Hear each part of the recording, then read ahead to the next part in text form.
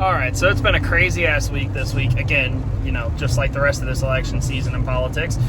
We'll start from the beginning. Harris did her first solo interview, and it was just about as bad as you would expect, just about as bad as the debate where she did not answer a single question for anyone.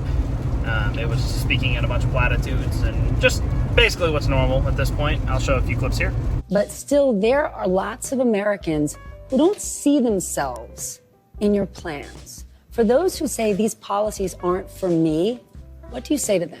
Well, if you are hardworking, if you have the dreams and the ambitions and the aspirations of whatever you do, you're my plan. I have to tell you, I really love and am so energized by what I know to be the spirit and character of the American people. We have ambition, we have aspirations, we have dreams. We can see what's possible, we have an incredible work ethic. But not everyone has the access to the opportunities that allow them to achieve those things. But we don't lack for those things. But not everyone, gets handed stuff on a silver platter. And so my vision for the economy, I call it an opportunity economy, is about making sure that all Americans, wherever they start, wherever they are, have the ability to actually achieve those dreams and those ambitions, which include, for middle-class families, just being able to know that their hard work allows them to get ahead, right? I think we can't, and we shouldn't aspire to have an economy that just allows people to get by. People want to do more than just get by. They want to get ahead. And I come from the middle class. Look, my mother raised my sister and me. She worked hard. She saved up. By the time I was a teenager, she was able to buy her first home. And home ownership for too many people in our country now is elusive.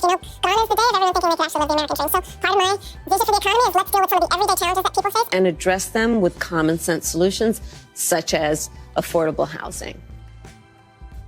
Polling shows that most likely voters still think Donald Trump is better to handle the economy. Why do you think that is?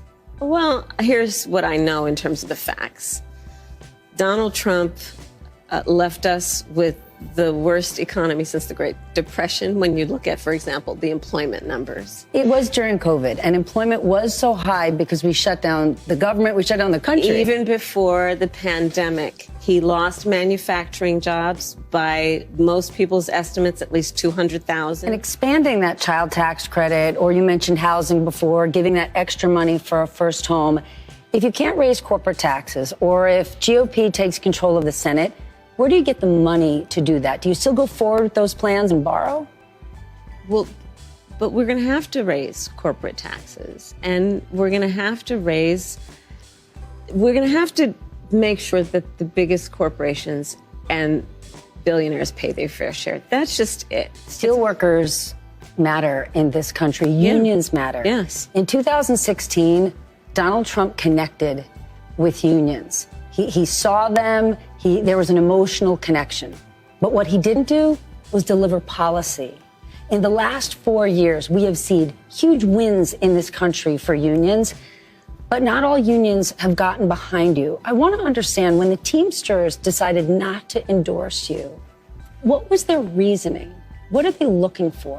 Well, let me go back to our just previous conversation. I'm very proud to have the endorsement of the steelworkers and almost every other major union in America, because I stand by workers, and I stand by the importance of being able to join a union and to understand the benefit and the value of unions. And I understand the importance of investing in new industries and working actively with the private sector to grow our economy. But I'm asking because there's this idea we want something more from her. What is it? Well, here's the thing, that back to your point about previous election cycles, Donald Trump made a whole lot of promises that he did not meet, and one would argue broke. Look at Lordstown. He said he would sell your homes. Yeah, don't sell your homes, and what happened? It shut down. Outsourcing under Donald Trump. His promises that are about... But yeah, just about as bad as you would expect. At this point, I don't understand how people still think that she's a viable option. She's about the worst politician I've ever seen, and somehow has failed her way all the way to the top for possibly winning the presidency, and has not done a single thing of substance for the United States whatsoever. Let alone the fact that she did not earn a single primary vote in a Democratic primary, and these are the ones that like to preach for democracy.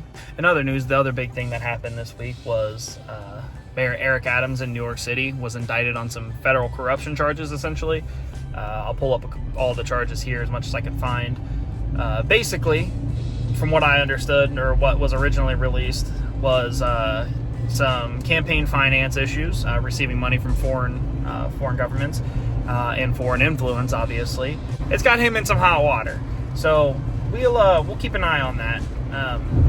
I have a theory about it. As soon as it came out, my thought process was that they were doing this because these are federal charges, keep in mind, from the Federal Department of Justice, which are, you know, some of the same people, the same agency that's charging Trump with some of his issues, or at least pushing small courts to charge him with these issues, such as the hush money to Stormy Daniels, which is a campaign finance issue, which he got charged with 34 felonies, and also the January 6th stuff that they're trying to get him with. So it's just real interesting that, you know, call it 40 days before the election, all of a sudden now the Federal Department of Justice, who is, you know, a branch of Joseph Biden and Kamala Harris, are going after the New York City mayor, who's presumably one of their friends, and it just something seems fishy that they're going after him right now. Now, it could be just because the man's corrupt and they're actually, you know, doing their jobs for once, or it could be the fact that they're just kind of throwing a fall guy into the mix because, well, look at this guy. Get rid of him. Get the attention off of us long enough for us to hopefully, you know, try and squeeze out this election. It seems fishy. It could be the October surprise. That, you know, New York City already has so much going on, and Crowder and their crew have come out with some information about their health director during COVID and the kind of crazy shit that he was doing. He was enforcing rules on everyone else, but not himself, because, you know, rules for thee, not for me.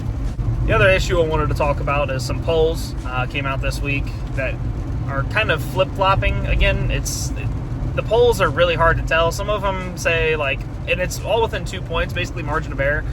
One time they'll come out with Trump up 2 or 3, and the next time they'll come up with Harris 1 or Harris 2. So it's real hard to tell. So just think with your head.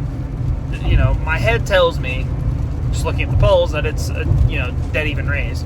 But at the same time, I look around all day, every day, just driving, whatever I'm doing, talking to people, and I see a lot of Trump signs, and I talk to a lot of people who, you know, may have voted for Obama or Clinton in the past, but now all of a sudden think that even when Biden was running, that they weren't going to vote that way. And now all of a sudden they want to vote for Trump because, well, this Biden-Harris crap is horrible. We can't afford to live, yada this, yada that. But now, onto this coming week. So I believe I'm 36 days away from the election today as I'm recording this. And this coming week, we have the vice presidential debate between Walz and Vance. And obviously, we're in for Vance. He cannot fall into the same traps that Trump did. I don't think he will. I think Trump's a lot more of a fireball, and Vance is more articulate in the sense that he's very, very clear on his messaging and very intelligent guy. So I don't think he's going to fall for the traps. And I think that the debate is going to be absolutely horrible for Walz. I think he is just as uncomfortable in public, you know, circumstances as Harris is, if not more so. And I believe the man can't tell one single truth to save his life. Hopefully the next video you guys see from me is my reaction to that. I intend to watch it, but obviously I have a baby, and sometimes she decides that, you know, it's about her that night and not us. So we'll keep an eye on it, and if not, it may come a day or two late. But yeah, that'll probably be the next video. I hope you guys all enjoyed this one, and I will see you all in the next one.